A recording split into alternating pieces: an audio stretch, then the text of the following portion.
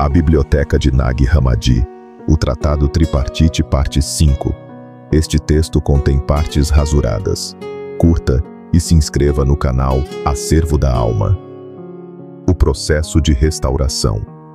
A eleição compartilha corpo e essência com o Salvador, visto que é como uma câmara nupcial devido à sua unidade e concordância com ele, pois, antes de todo lugar, o Cristo veio por ela.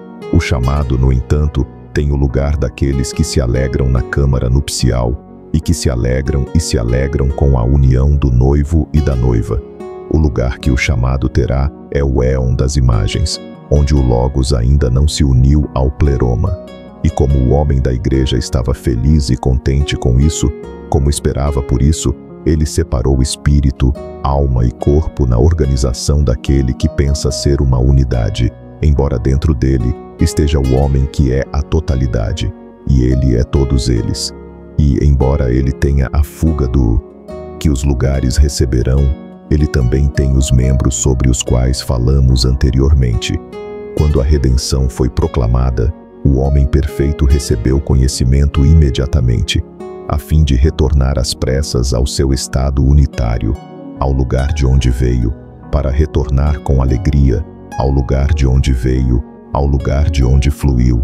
Seus membros, no entanto, precisavam de um lugar de instrução, que são os lugares adornados, para que pudessem receber deles a semelhança com as imagens e arquétipos, como um espelho, até que todos os membros do corpo da igreja estejam em um único lugar e recebam a restauração de uma só vez, quando tiverem se manifestado como o corpo inteiro, ou seja, a restauração no pleroma. Há uma concordância preliminar com um acordo mútuo, que é a concordância que pertence ao Pai, até que as totalidades recebam um semblante de acordo com Ele. A restauração está no fim, depois que a totalidade revela o que é o Filho, que é a redenção, isto é, o caminho para o Pai incompreensível, isto é, o retorno ao pré-existente, e, depois, que as totalidades se revelam naquele, da maneira adequada, que é o inconcebível e o inefável, e o invisível e o incompreensível, para que receba a redenção.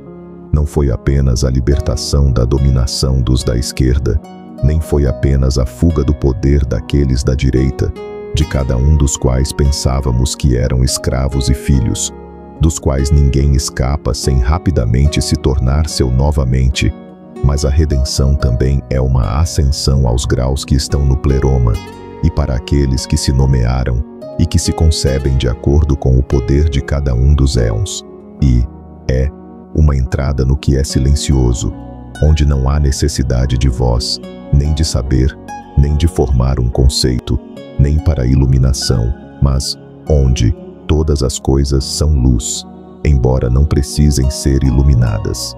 Não apenas os humanos precisam de redenção, mas também os anjos, juntamente com a imagem e o restante dos pleromas dos éons e os maravilhosos poderes da iluminação.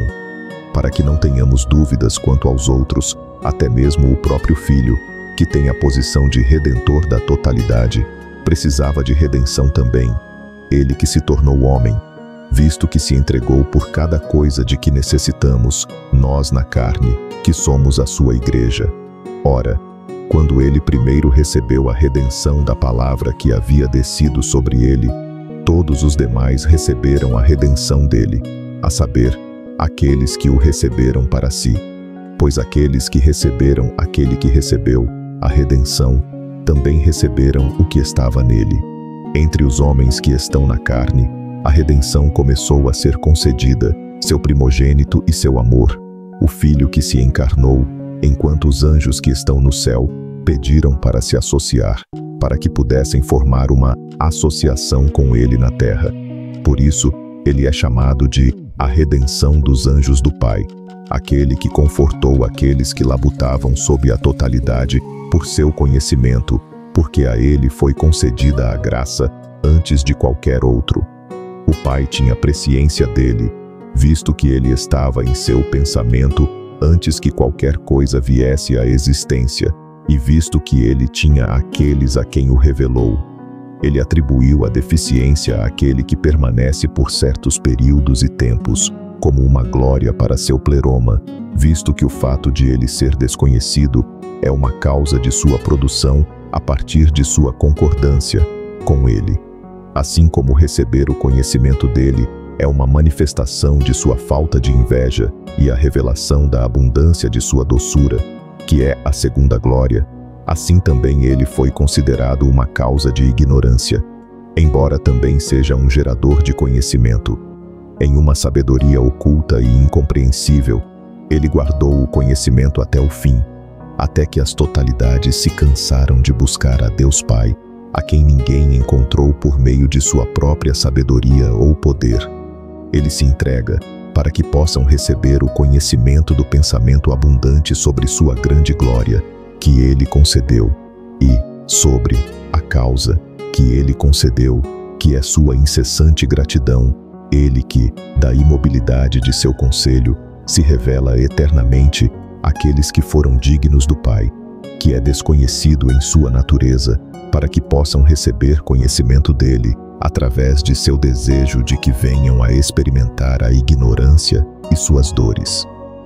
Aqueles de quem ele primeiro pensou que alcançariam o conhecimento e as coisas boas que nele existem, estavam planejando o que é a sabedoria do Pai, que pudessem experimentar as coisas más e se exercitar nelas, como por um tempo, para que pudessem receber o gozo das coisas boas pela eternidade. Eles consideram a mudança, a renúncia persistente e a causa daqueles que lutam contra elas como um adorno e uma qualidade maravilhosa daqueles que são exaltados, de modo que é manifesto que a ignorância daqueles que serão ignorantes do Pai era algo deles mesmos. Aquele que lhes deu conhecimento dele foi um de seus poderes para capacitá-los a compreender esse conhecimento em seu sentido mais amplo, chamado de o conhecimento de tudo o que é pensado, o tesouro e o acréscimo para o aumento do conhecimento, a revelação daquelas coisas que eram conhecidas no princípio e o caminho para a harmonia e para o preexistente, que é o crescimento daqueles que abandonaram a grandeza que lhes era própria na organização da vontade, para que o fim seja como o começo. Quanto ao batismo que existe no sentido mais pleno, no qual as totalidades descerão e no qual estarão, não há outro batismo além deste, que é a redenção em Deus, Pai, Filho e Espírito Santo, quando a confissão é feita pela fé naqueles nomes, que são um único nome do Evangelho, quando eles passaram a crer no que lhes foi dito, a saber, que eles existem. Disto eles têm sua salvação, aqueles que creram que eles existem. Isso é alcançar de forma invisível o Pai, o Filho e o Espírito Santo, com uma fé inquestionável. E quando eles deram testemunho deles, é também com uma firme esperança que eles os alcançaram, para que o retorno a eles possa se tornar a perfeição daqueles que creram neles, e para que o Pai possa ser um com eles, o Pai, o Deus, a quem eles confessaram na fé e que lhes deu sua união com ele no conhecimento. O batismo que mencionamos anteriormente é chamado de vestimenta daqueles que não se despojam dela, pois aqueles que a vestirão e aqueles que receberam a redenção a vestem. É também chamado de a confirmação da verdade que não cai. De forma inabalável e imóvel, ele agarra aqueles que receberam a restauração enquanto a agarram. Batismo é chamado de silêncio, por causa da quietude e da tranquilidade. É também chamado de câmara nupcial, por causa da concordância e do estado indivisível daqueles que sabem que o conheceram. É também chamado de a luz que não se põe e é sem chama, visto que não emite luz, mas aqueles que a vestiram são transformados em luz. Eles são aqueles que ele vestiu. Batismo também é chamado de vida eterna, que é imortalidade, e é chamado de aquilo que é, inteiramente, simplesmente, no sentido próprio, o que é agradável, inseparavelmente e irremovivelmente, e sem defeito e imperturbável, para aquele que existe, para aqueles que receberam um começo. Pois, o que mais há para nomeá-lo além de Deus, visto que é a totalidade, isto é, mesmo que lhes sejam dados inúmeros nomes, eles são pronunciados simplesmente como uma referência a ela, assim como ele transcende cada palavra, e transcende cada voz, e transcende cada mente, e transcende tudo, e transcende cada silêncio, assim é ditografia para aqueles que são aquilo que ele é. Isto é o que eles descobrem ser, inefável e inconcebivelmente em sua bareia, ou aparência, para ouvir a existência naqueles que sabem, através daquele a quem compreenderam, quem é aquele a quem deram glória. Redenção do chamado. Ainda que sobre a questão da eleição haja muito mais coisas para dizermos, como é apropriado dizer, no entanto, sobre a questão daqueles que chamam, pois os da direita são assim chamados, é necessário que retornemos a eles mais uma vez, e não nos convém esquecê-los. Já falamos sobre eles. Se há o suficiente no que precedeu longamente, como falamos, de forma parcial, já que falei sobre todos aqueles que surgiram do Logos, seja do julgamento dos malignos, seja da ira que luta contra eles e do afastamento deles, que é o retorno aos exaltados, seja da oração e da lembrança daqueles que preexistiram, seja da esperança e da fé de que receberiam sua salvação por meio de boas obras, visto que foram considerados dignos por serem seres de boas disposições, que tem causa para sua geração, que é uma opinião daquele que existe. Ainda mais, eu disse, que antes que o Logos se ocupasse deles de forma invisível, de bom grado, o exaltado acrescentou a este pensamento, porque eles precisavam daquele que era a causa de seu ser. Eles não se exaltaram quando foram salvos, como se nada existisse antes deles, mas confessam que tem um começo para sua existência, e desejam isto, conhecer aquele que existe antes deles. Acima de tudo, eu disse que eles adoravam a revelação da luz na forma de relâmpago e davam testemunho de que ela apareceu como salvação. Não somente aqueles que procedem do Logos, sobre os quais somente dissemos que realizariam a boa obra, mas também aqueles que estes geraram segundo as boas disposições, compartilharão do repouso segundo a abundância da graça. Também aqueles que foram gerados do desejo de poder, tendo em si a semente que é o desejo de poder, receberão a recompensa por suas boas ações, ou seja, aqueles que agiram e aqueles que têm a predisposição para o bem, se intencionalmente desejarem abandonar a vã ambição temporal e guardarem o mandamento do Senhor da Glória, em vez da honra momentânea, e herdarem o reino eterno. Agora, é necessário que unamos as causas e os efeitos sobre eles da graça e dos impulsos, visto que é apropriado que digamos o que mencionamos anteriormente sobre a salvação de todos os justos, de todos os não misturados e dos misturados, para uni-los uns aos outros. E quanto ao repouso, que é a revelação da forma em que eles creram, é necessário que o tratemos com uma discussão adequada, pois, quando confessamos o reino que está em Cristo, escapamos de toda a multiplicidade de formas e da desigualdade e mudança, pois o fim receberá uma existência unitária, assim como o princípio é unitário, onde não há homem nem mulher, nem escravo nem livre, nem circuncisão nem incircuncisão, nem anjo nem homem, mas Cristo é tudo em todos. Qual é a forma daquele que não existia no início? Descobrir-se-á que ele existirá. E qual é a natureza daquele que era escravo? Ele tomará um lugar com um homem livre, pois eles receberão a visão cada vez mais pela natureza, e não apenas por uma pequena palavra, de modo a crerem, apenas por meio de uma voz, que assim é, que a restauração ao que costumava ser é uma unidade. Mesmo que alguns sejam exaltados por causa da organização, visto que foram apontados como causas das coisas que vieram a existir, visto que são mais ativos como forças naturais, e visto que são desejados por causa dessas coisas, anjos e homens receberão o reino, a confirmação e a salvação. Essas então são as causas. Quanto àquele que apareceu em carne, eles creram sem sombra de dúvida que ele era o Filho do Deus desconhecido, de quem nunca se falou antes e que não podia ser visto. Abandonaram os seus deuses, a quem antes adoravam, e os senhores que estão no céu e na terra, antes que ele os tivesse levado para cima, e enquanto ainda era criança, testificaram que ele já havia começado a pregar. E quando ele estava no túmulo como um homem morto, os anjos pensaram que ele estava vivo, recebendo vida daquele que havia morrido.